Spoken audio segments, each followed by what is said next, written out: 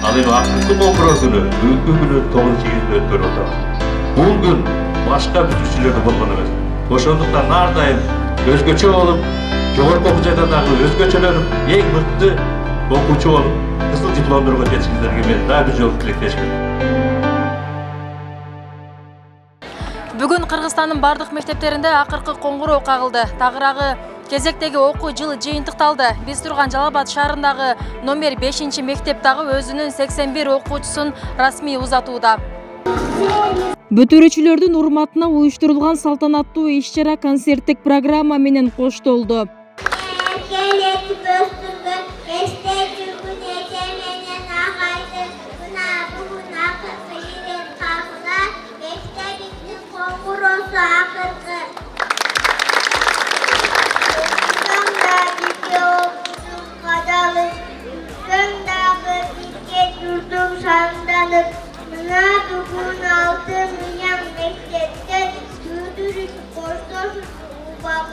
Мектепти аяктап жаткан бүтүрүүчүлөр 11 жыл бою билим жана тарбия берген мугалимдерине ыраазы. Жоопкерчиликти туйган балдар ата-эненин ак эмгегин актап, мекенге кызмат кылуу максаттарын коюшкан. Билим уя менен коштошуу оор болууда деген бүтүрүүчүлөр буларга токтолушту. Чындыгында азыр бардыгыбыз эле толкундан турабыз, мектепти бүтүп атабыз деп, бирок буга чейин сезилген эмес. Азыр гана линейкада туруп окуучу болуп, бардыгына почетный строй менен жүргөндө сезилет экен.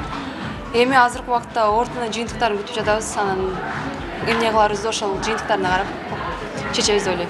Педагогикалык факультетке көбүнчө желание болуп атат, англис тили мугалимине. Ортунун жыйынтыгына карайбыз дагы да, бирок ошол мугалим кичинекейимден эле мугалимдикке көбүнчө интерес болгон. Сезимдер өкүнүчтүү болуп атат. Бул мектепте 11 жыл бою окудум, 1-класстан баштап 11 жылга чейин. Ушу эжекелер көп нерсени бизге үйрөттү, өзүнүн мээримин, акылын. Бизден билимди эле эмес, башка нерсе, көп нерсе берди бизге. Ошо өзүбүздүн ушу 5-мектептин эжекелерибизге чоң рахмат айтып келем.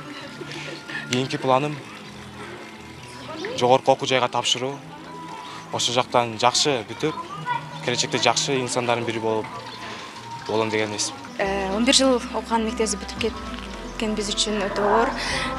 Аралаш сезимдер болуп жатат, кайгуу, бир жагынан куанасың, бир жагынан каласың. Бизге ушул тарбия өз билимин берген мугалимдерге чоң рахмат, ушул күнгө жеткизген ата-энелерибизге чоң рахмат. Бүт мектептин мугалимдик жамаатына терең ыраазычылык билдиребиз. Мындагылардан кем эмес кайгырып, көзүнө жаш алган дагы бир каарманыбыз бар. 7 жыл бою бир классты башкарып, билим эле эмес, ар бирине өзүнчө мээрим берген бул класс жетекчилери. Алардын бири Айнура Кошматова окуучуларына ийгилик каалап, элдин уул кыздары болуусун тилеп турат. Мен үчүн бүгүнкү бүтүрүүчүлөрүмдү узатыш аябай кыйынга туруп атат. Толкундан атам. Булар менин балдарымдай болуп калган. Күнүгө келип биз балдарыман дагы көп убакытты ушул балдар менен өткөзөт элем. Канча окуучу? Быйылкы биздин 11-класстарда жалпы 80ден ашык окуучу бүтүрүп атса, ошондо биздин класс 11-А класс, аларда 31 окуучу аяктап атат быйыл. Арасында республикалык олимпиаданын катышуучусу бар. Областта 2-нчи орунду алып, шаарда 1-нчи орунду алган Кубанова Айжамал деген окуучубуз бар, ал география сабагынан.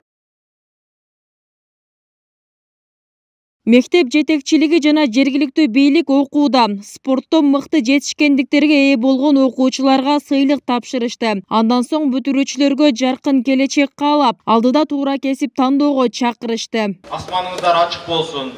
Мына быйылкы жылы Жалал Абад шаарында 895 11-классты бүтүрүүчү, ошондой эле 1915 9-классты бүтүрүүчү Жалал Абад шаары боюнча бүтүп жатыптыр. Мына буйруса алдыңыздарда жаңы барак ачып, жогорку окуу жайга тапшырып, каалаган ой максатыңыздарга жетиңиздер. Билим тармагына чоң бир салымдарды кошуп жатабыз. Шаарыбыздын жергиликтүү бюджеттен быйылкы жылы мына 1 миллион сом бөлүнүп берилип, анын 200 миң сому ушул мыкты окуучуларга жана ошондой эле 800 миң сому мыкты мугалимдерге сыйлык катары берилип, Кудай кааласа мындан дагы бул жагына буйруса жакшы, bundan дагы жогорку деңгээлде билим тармагына жергиликтүү бюджеттен каражаттарды бөлөбүз деген чоң ишеничтемин. Ийгилик болсун, майрамыңыздар кут болсун. Бүгүн өлкөдө миңдеген окуучулар илим билимге суугарып, таалим тарбия берген уяларынан учууда. Жалал Абад облусунда эле 11 миңден ашуун окуучу 11-классты аяктаса, 9-классты 19,5 миң окуучу бүтүрдү. Бул окуу жылында облустун атын чыгарган окуучулардын ийгиликтери да көп болду. Бул окуу жылын биздин областтын окуучулары жакшы ийгиликтер менен аякташты. Республикалык олимпиада бар. Ушул республикалык олимпиадага катышкан 5 окуучубуз 1-2, 3 байгелик орундардын ээси болушту. Андан сырткары улуттук олимпиада болду. Улуттук олимпиадага катышып 3 окуучубуз байгелик орундардын ээси болду. Андан сырткары мына 31 майда алтын тамга артыкчылык аттестатына көптөгөн окуучулар катышып, ийгиликтерибиз жаман эмес. Ачык айтайлык, мына 10 окуучубуз татыктуу болду. Бул республикага масштаб эсептегенде Бишкек, Ош шаарынан кийин болду деп.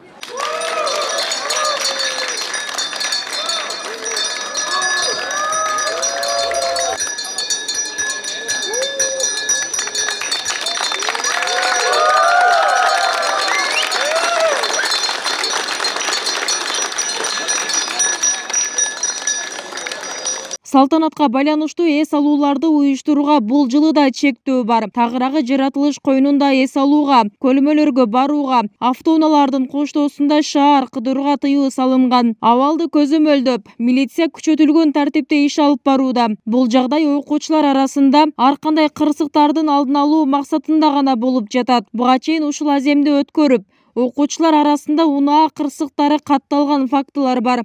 Бүбүсара Орозалиева, Яхья Иден Боташев, 7 канал, Жалал Абад.